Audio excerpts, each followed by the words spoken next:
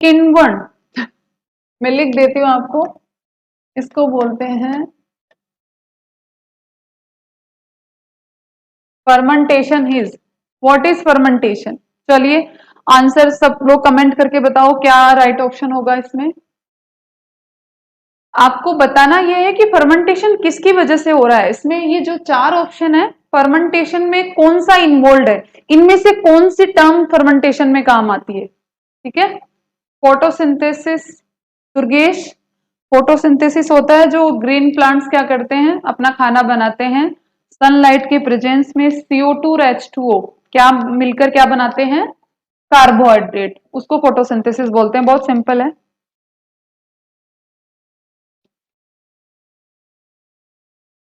चलो जल्दी से कमेंट करके बताओ, आगे बढ़ें फिर।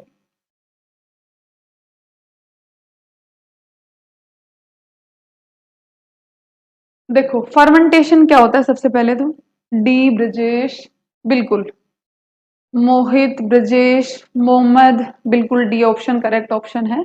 डी ऑप्शन क्या होगा, करेक्ट ऑप्शन होगा।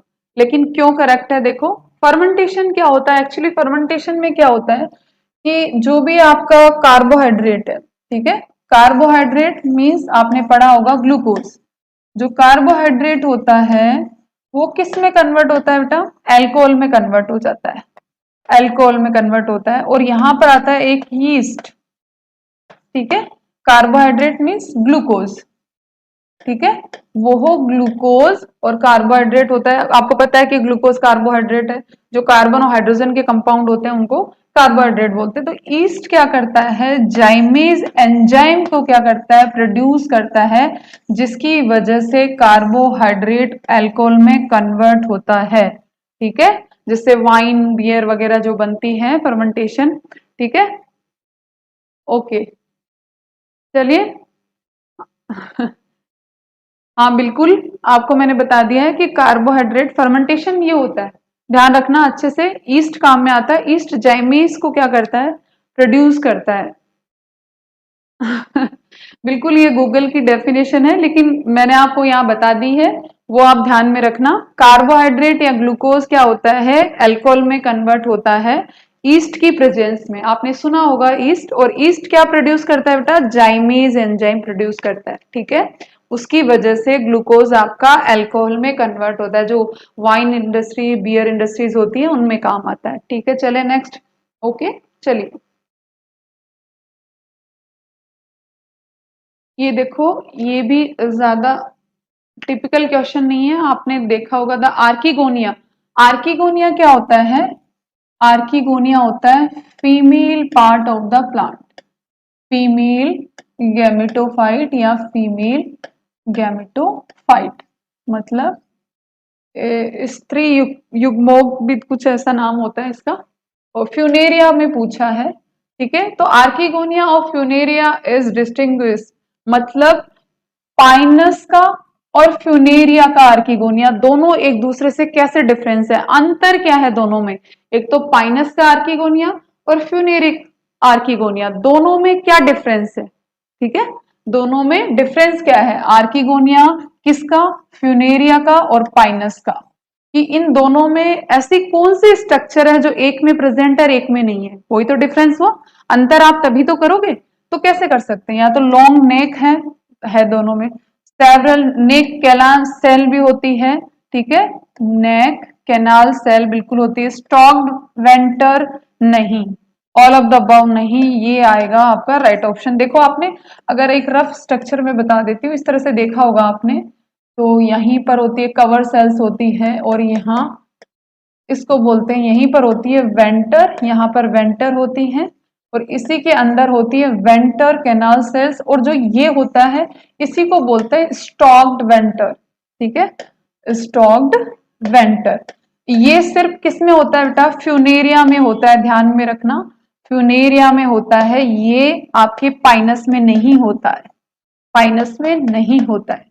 तो ये चीज सी आंसर होगा किसका, इस क्वेश्चन का सी करेक्ट होगा, बी नहीं होगा। सेवरल नेक कैनाल सेल दोनों में होती है, ठीक है, लेकिन वेंटर और वेंटर कैनाल सेल वो सिर्फ किस में होती है, फ्यूनेरिया के आर्किगोनिया में। ठीक है, समझ में आया? सिंपल सी बात है, ध्यान रखना। ये जो नेक कैनाल सेल्स है, नेक दिख रही है आपको, नेक कैनाल सेल्स भी होंगी, लेकिन यहाँ पर क्या होता है, एक पार्ट होता है वेंटर, और यहीं पर अंदर की तरफ होती है वेंटर कैनाल सेल्स, और इसी को बोलते हैं स्टॉक्ड, स्टेम के साथ, लंबी गर्दन के साथ स्टॉक्ड। ठीक है, तो इसलिए उसको बोलते हैं। ये सिर्फ फ्यूनेरिया में होता है, पाइनस में नहीं होता, इसलिए अपना राइट ऑप्शन होगा सी ऑप्शन। ठीक है, क्लियर है सभी के? चले आगे, चलिए।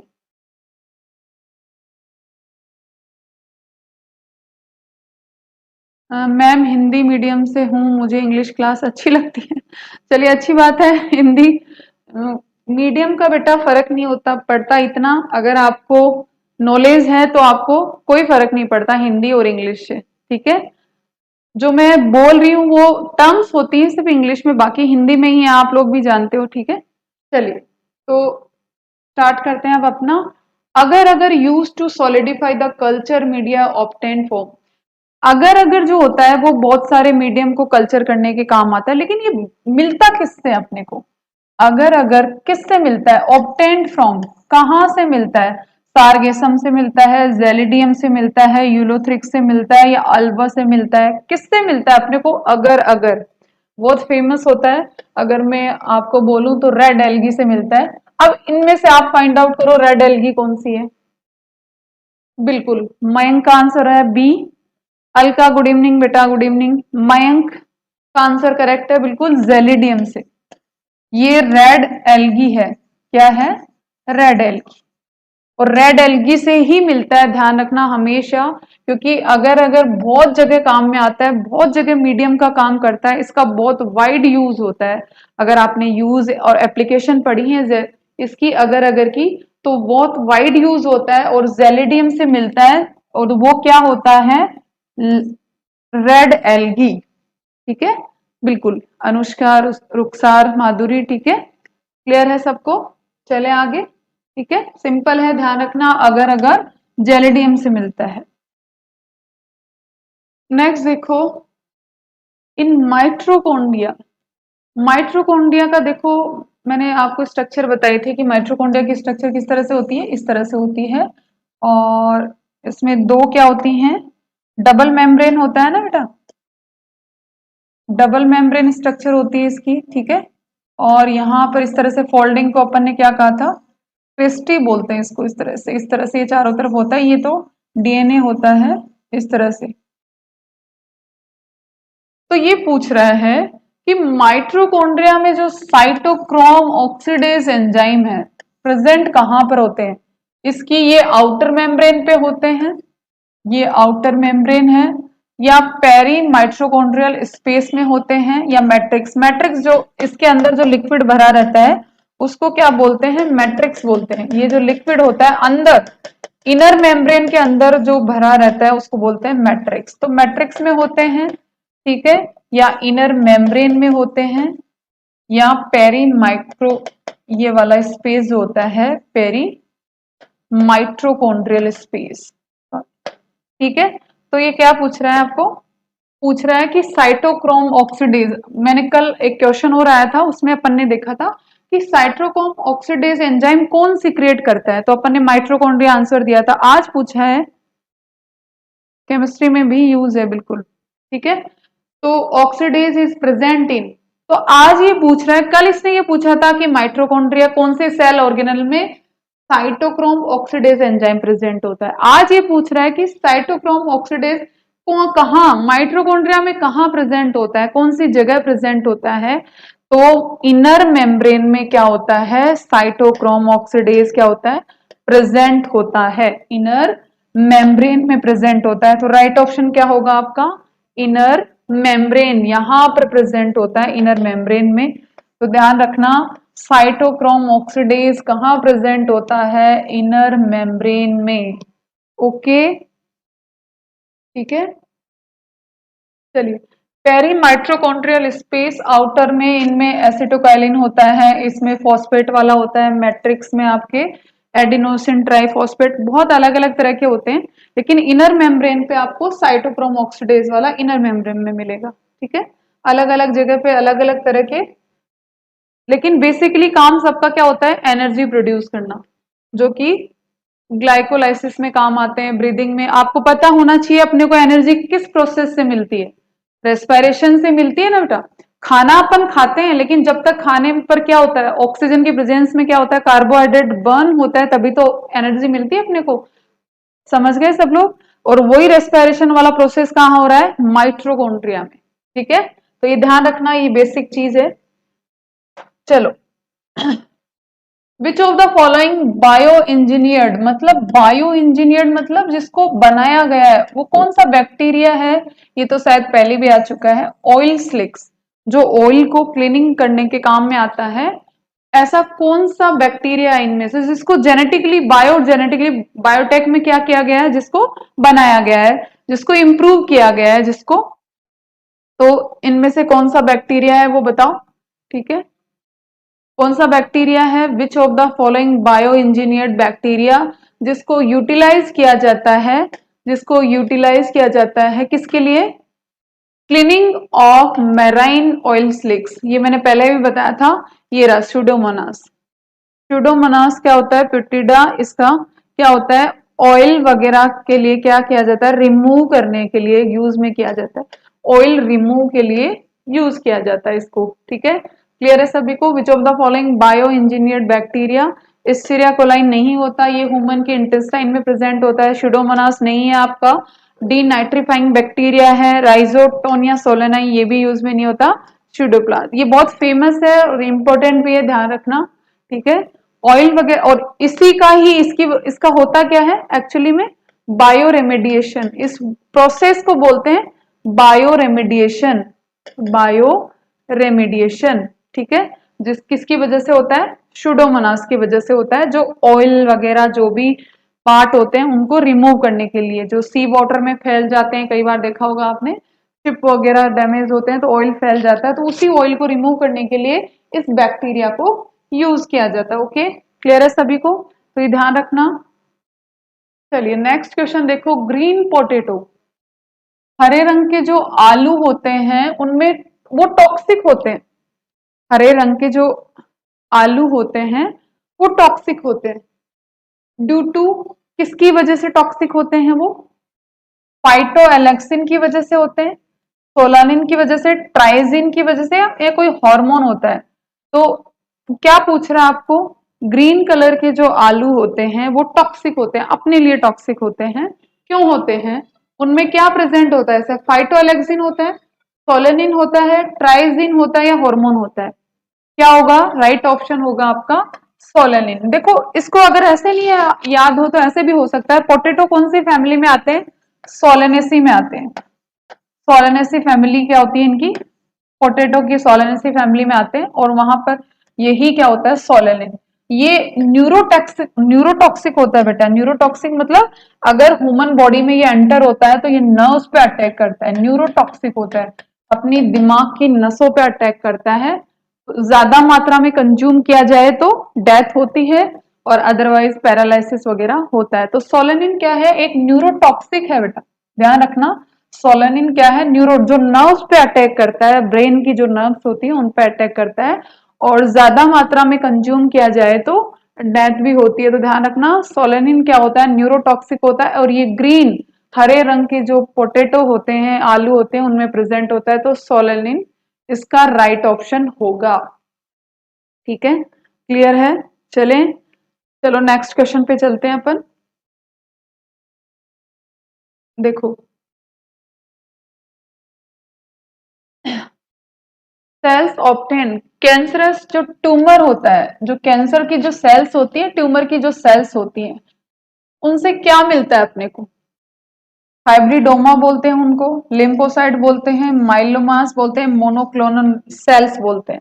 तो ये तो बहुत फेमस है, आपको पता है, ये माइलोमास बोलते हैं, क्यों, क्योंकि जो बोन मेरो में प्लाज्मा सेल्स होती हैं उनको अगेन एंड अगेन क्या होती है, प्लाज्मा सेल्स क्या होती हैं, again and again, sorry, plasma cells क्या होती हैं, अगेन एंड अगेन क्या करती हैं, डिवाइड होती रहती है, डिवाइड डिवाइड रुकती नहीं है, डिवाइड होने की वजह से फिर वो किस में कन्वर्ट हो जाती है, ट्यूमर में। तो ये बोन, ये WBC, ये ब्लड कैंसर वाला नहीं है, ध्यान रखना, ल्यूकेमिया वाला नहीं है, ये सिर्फ बोन मेरो में रहता है, बोन मेरो में। और जो ब्लड कैंसर होता है बेटा, वो ब्लड के साथ सर्कुलेट होता है, ठीक है, उसमें डब्ल्यूबीसी का क्या होता है, इन्वॉल्वमेंट होता है। यहाँ पर प्लाज्मा सेल्स होती हैं बोन मेरो में, वो क्या होती हैं, हाँ बिल्कुल, बी ऑप्शन क्या होगा, राइट ऑप्शन, ठीक है, क्लियर है। तो ये ध्यान रखना, cancerous tumours are known as myelomas, और वो जो ब्लड कैंसर होता है वो लुकेमिया होता है, उसका अलग नेम होता है। नेक्स्ट क्वेश्चन देखो, the plant of Triticum aestivum, ये पहले तो ये बताओ ये बॉटनिकल नेम किसका है, टिट्रिकम एस्टिवम किसका बॉटनिकल नेम होता है, बताओ ये किसका होता है, वीट का, ओके, किसका होता है, वीट का होता है, ये टिट्रिकम एस्टिवम किसका होता है, वीट का होता है। The plant of Triticum aestivum is, गेहूं का जो प्लांट है वो हैप्लॉइड होता है, मतलब एन नंबर होते हैं उसमें, डिप्लॉइड होता है, टेट्राप्लॉइड मतलब 2n होता है, 4n होता है, या 6n होता है, बहुत गेहूं, जी बिल्कुल अतुल, मोहित, वीट का नाम होता है टिट्रिकम एस्टिवम। आपको दे रखा है, अनाज बहुत सारे होते हैं, अनाज में बहुत सारी चीजें आती हैं, लेकिन आपको पर्टिकुलर नाम दे रखा है टिट्रिकम एस्टिवम, तो टिट्रिकम एस्टिवम होता है गेहूं के लिए।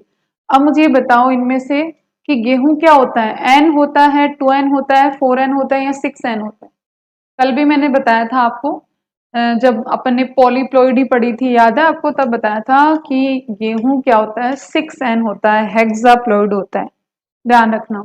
बहुत अच्छा क्वेश्चन है, ध्यान रखना इसको, हेक्साप्लॉइड होता है, 6n क्रोमोसोम्स होते हैं उसमें, ठीक है। चले आगे, ओके, विक्की ए नहीं होगा बेटा, हैप्लॉइड नहीं होते, 6n होते हैं, पॉलीप्लॉइड प्रेजेंट होती है इसके अंदर, ठीक है। डी आंसर होगा, डी आंसर होगा, ब्रजेश, ममता, डी आंसर होगा बेटा, ठीक है। चले सॉरी,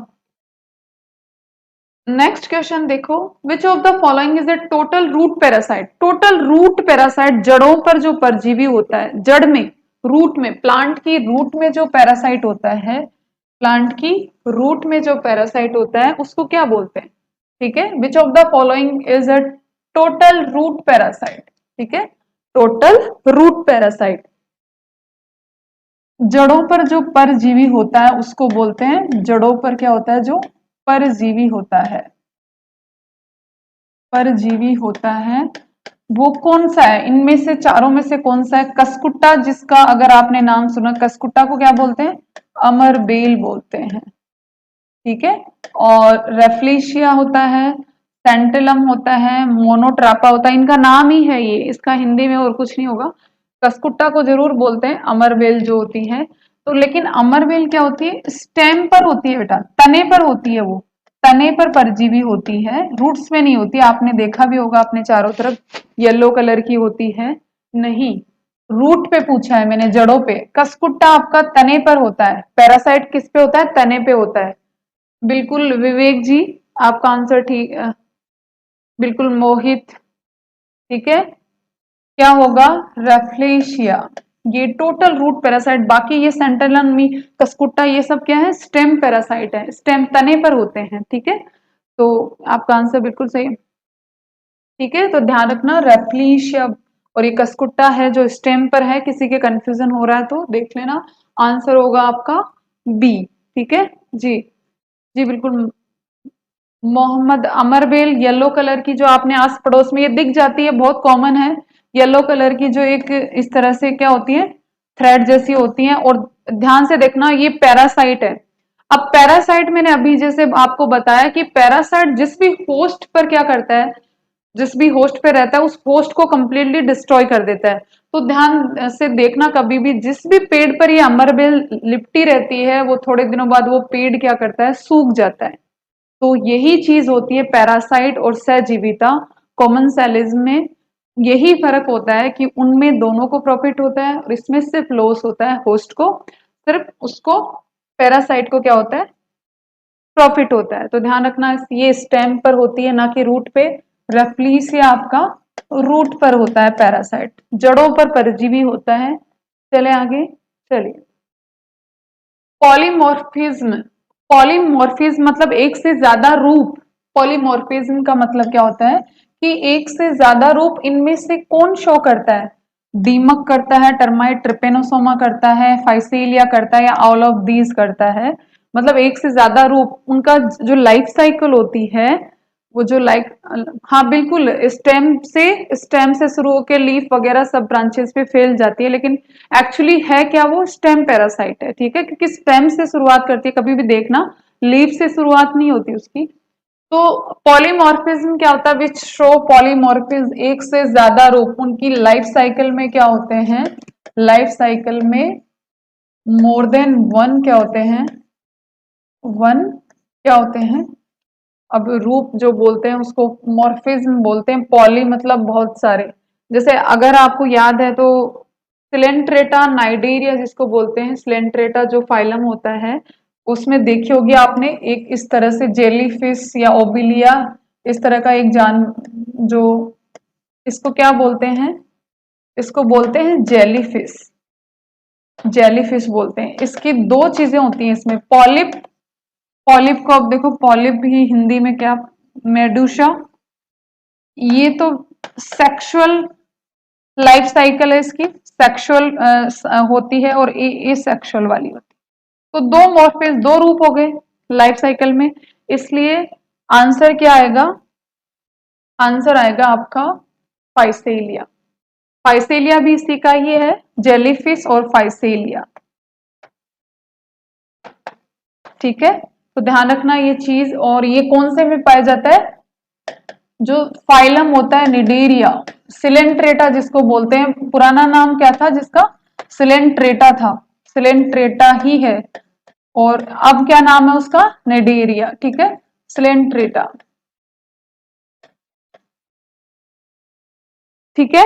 चले, बिल्कुल ए करेक्ट ऑप्शन होगा।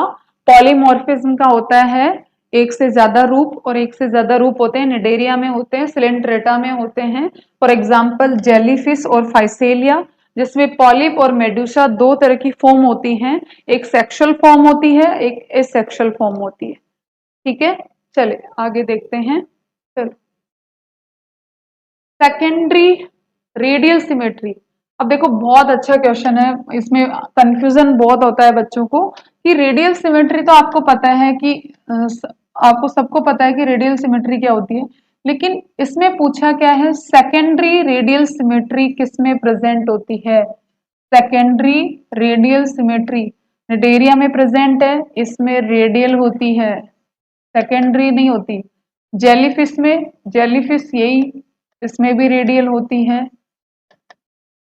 इकाइनोडर्मेटा, इसमें जो स्टारफिश वगैरह होती हैं, स्टारफिश वगैरह, और हेमिकोडेटा जिसमें बेलनोग्लोसस जिसका क्या होता है? एग्जाम्पल होता है बेलनोग्लोसस। तो अब बताओ कौन सा? प्रीवियस ईयर के क्वेश्चंस ही चल रहे हैं अभिषेक, ये बिल्कुल अभी सी ऑप्शन करेक्ट ऑप्शन है, इकाइनोडर्मेटा। रेडियल देखो, नाइडेरिया में भी रेडियल होती है, जेलीफिश में भी रेडियल होती है, इकाइनोडर्मेटा में रेडियल होती है लेकिन सेकेंडरी होती है। अब इस सेकेंडरी वर्ड का मीनिंग क्या है भाई? क्योंकि रेडियल तो है उसमें, नाइडेरिया में, जेलीफिश में भी है, तो इकाइनोडर्मेटा में रेडियल होती है, उसमें ऐसी क्या खास बात है? ये वर्ड क्यों आया सेकेंडरी? क्यों आया है? क्योंकि जब लार्वा होता है तो इनका लार्वा बेटा क्या होता है? बाइलेटरल सिमेट्री में होता है, बाइलेटरल सिमेट्री में होता है। आप जानते हो ना बाइलेटरल क्या होती है? इक्वल दो पार्ट्स में, आधे आधे, लेफ्ट और राइट। जबकि एडल्ट जब बनता है तो एडल्ट क्या हो जाता है? रेडियल में कन्वर्ट होता है। मतलब रेडियल सिमेट्री जब वो बड़ा हो जाता है, लार्वा से एडल्ट में कन्वर्ट होता है, तब तब वो क्या हो जाता है? रेडियल। तो इसलिए पहले वो थी बाइलेटरल, थी बाइलेटरल से रेडियल बनी, इसलिए इसको बोलते हैं सेकेंडरी रेडियल सिमेट्री। ये ध्यान रखना, ठीक है। ये देखो, ये क्या पूछ रहा है क्वेश्चन में? क्वेश्चन में ये पूछ रहा है कि सेकेंडरी, द्वितीयक जो रेडियल सिमेट्री है, रेडियल सिमेट्री को क्या बोलते हैं? अरीय सममिति, ठीक है, अरीय सममिति द्वितीयक। वो किस में प्रेजेंट होती है? तो सब में देखो रेडियल है, इसमें भी रेडियल है, लेकिन इसमें सेकेंडरी रेडियल है। तो सेकेंडरी रेडियल का मतलब क्या होता है, वही मैंने आपको समझाया यहाँ पर कि जब इकाइनोडर्मेटा में क्या होता है, जब लार्वल स्टेज होती है ना, लार्वा अवस्था, तब उसकी सिमेट्री उसमें कौन सी होती है, सममिति जो होती है वो बाइलेटरल होती है। बाइलेटरल का मतलब आप जानते हो कि अगर अपन किसी भी उसको काटे बीच में से तो दो इक्वल पार्ट्स में डिवाइड होना, ठीक है। और एडल्ट जब बन जाता है, लार्वा से जब वो एडल्ट बनता है तब क्या होता है, लार्वा से एडल्ट जब बनता है तो वो रेडियल सिमेट्री में होता है। तो पहले बाइलेटरल थी फिर रेडियल बनी, इसकी वजह से इसको बोलते हैं द्वितीयक अरीय सममिति, ठीक है। ओके, क्लियर है सबके? चले आके, क्यों है ये क्वेश्चन का आंसर समझ में आया सबको? सेकेंडरी रेडियल सिमेट्री क्यों बोला है इकाइनोडर्मेटा में, क्यों नहीं बोला इनमें? क्योंकि रेडियल तो सब में थी, इसमें तो ये ध्यान रखना, लार्वा अवस्था में बाइलेटरल होता है और एडल्ट में जाकर ये अरीय सममिति में कन्वर्ट होता है। क्लियर है सभी के? ओके, चलिए। बेसिक यूनिट ऑफ क्लासिफिकेशन बहुत इजी है ये आपका। बेसिक यूनिट ऑफ क्लासिफिकेशन क्या होता है, आधार की जो सबसे पहले जहां से क्लासिफिकेशन स्टार्ट होता है वो यूनिट क्या होती है आपकी, स्पीसीज। क्या होती है वो, स्पीसीज, ठीक है। स्पीसीज के बाद में स्पीसीज के ग्रुप को जीनस बोलते हैं, जीनस के बाद ये क्या आता है, क्लास, ऑर्डर, फाइलम, इस तरह से। लेकिन बेसिक स्टार्टिंग कहाँ से होती है, स्टार्टिंग होती है आपकी स्पीसीज से, ठीक है। तो बेसिक यूनिट आधार क्या होता है क्लासिफिकेशन का, वर्गीकरण का आधार क्या होता है, वर्गीकरण का आधार क्या होता है, स्पीसीज, ठीक है। जातियां जिसे बोलते हैं, जाति, ठीक है। अब समझ में आया? बिल्कुल, बी ऑप्शन करेक्ट है सुरेश। अभी, अभिषेक, ठीक है, दुर्गेश। अलका क्लास 5 बजे से चलती है, आज थोड़ा लेट था लेकिन डेली 5 बजे से चलती है बेटा। ओके, चले, ठीक है। इस क्वेश्चन के बारे में हिंदी यूज करो, कर दिया देखो। आधार यूनिट क्या होती है वर्गीकरण की, जाति। ये लो, केमिस्ट्री और फिजिक्स की क्लासें भी लगेंगी अभी, ठीक है। चलो नेक्स्ट क्वेश्चन देखो। नेक्स्ट क्वेश्चन क्या है, कनेक्टिंग लिंक। देखो ये भी क्वेश्चन बहुत फेमस है, बहुत अच्छा क्वेश्चन है, बहुत पूछा जाता है। कनेक्टिंग लिंक, दो जो फाइलम होते हैं उनको जोड़ने की कड़ी क्या है, उनको जोड़ने की कड़ी क्या है? तो दो फाइलम कौन से पूछ रहा है आपको, एनेलिडा, ठीक है। ये हिंदी में भी एनेलिडा ही पता है मुझे भाई, इंग्लिश में हिंदी का, ठीक है। एनेलिडा जो जिसमें क्या होता है, केचुआ अर्थवर्म होता है, ठीक है। और ये मोलस्का में आपको पता है स्नेल्स होते हैं, ठीक है। पाइला जिसे होता है वो स्नेल्स होते हैं, वो है। तो इन दोनों के बीच को जोड़ने वाली कड़ी कौन सी है, कनेक्टिंग लिंक? पेरिपेटस है, लेपिडोसाइरिन है, नियोप्लाइना है, या प्रोटोप्टेरस है? बहुत फेमस है, बहुत फेमस है नियोप्लाइना, ठीक है। चले, ओके, चलो। Connecting link between Annelida and Mollusca, ध्यान रखना न्यूप्लाना, पेरिपेटस भी होता है लेकिन एनेलिडा और किसके बीच में होता है, ऑर्थोपोडा के बीच में होता है। प्रोटोप्टेरस, लेपिडोसाइरन कोई कनेक्टिंग लिंक नहीं है, ये है कनेक्टिंग लिंक जो कि ऑर्थोपोडा और एनेलिडा के बीच में होता है। अपने को पूछा है एनेलिडा और मोलस्का के बीच में, तो नियोप्लाइना, इसको क्या बोलते हैं, हिंदी में भी यही होता है नियोप्लाइना, ठीक है। चले, बिल्कुल Brajesh, Mayank, C option is the correct option, ठीक है। चलो नेक्स्ट चलते हैं।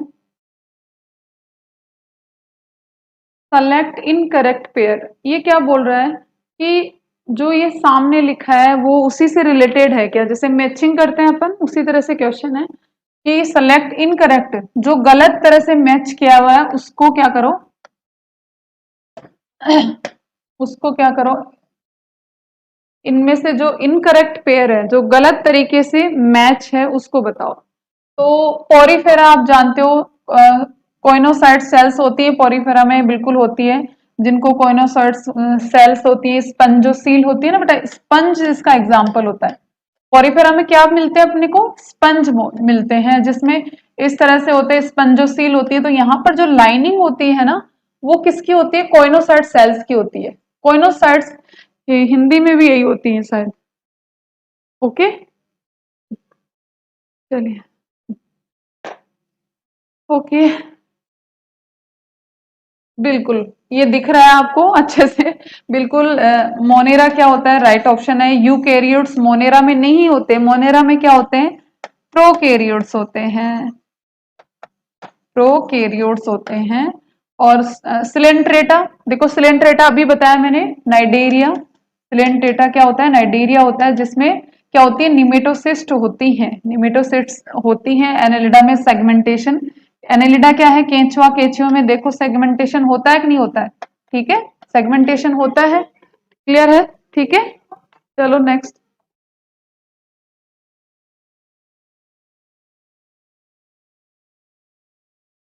अभिषेक मोनेरा, बिल्कुल correct answer, D option correct है।